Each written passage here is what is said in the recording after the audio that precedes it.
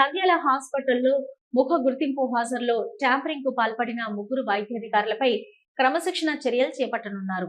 వైద్య ఆరోగ్య శాఖలో సిబ్బంది హాజరు కోసం ముఖ గుర్తింపు పద్ధతిని ప్రభుత్వం ప్రవేశపెట్టింది.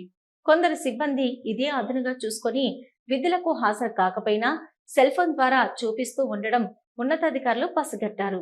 ప్రభుత్వ వైద్యశాలలో పనిచేసే వైద్యాధికారులు ట్యాంపరింగ్ చేసినట్లు నిర్ధారణ అయింది. నంద్యాల జిల్లాలోని ముగ్గురు వైద్యులకు వైద్య ఆరోగ్య శాఖ గత నెలలో షోకస్ నోటీసు జారీ చేసింది. జిల్లా వైద్య శాఖ అధికారులకు ఎస్ఆర్ఎస్ హాజరుపై విచారణ చేపట్టాలని సూచించింది.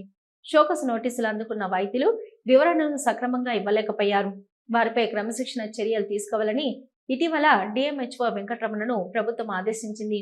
నారాయణపురం పిహెచ్సిలో పనిచేస్తున్న డాక్టర్ దినేష్, దొర్నిపాడులో పనిచేస్తున్న డాక్టర్ రాహుల్లా ఖాన్, నంద్యాలలో పనిచేస్తున్న డాక్టర్ ఇలియానాపై క్రమశిక్షణ చర్యలు తీసుకోవాలని ప్రభుత్వం ఆదేశించింది. ఈ ముగ్గురికి చార్జ్ మెమోలు ఇచ్చేందుకు జిల్లా అధికారులు సిద్ధం చేశారు. ఇవి ఇప్పటివరకున్న నంద్యాల న్యూస్ నే. నమస్తే.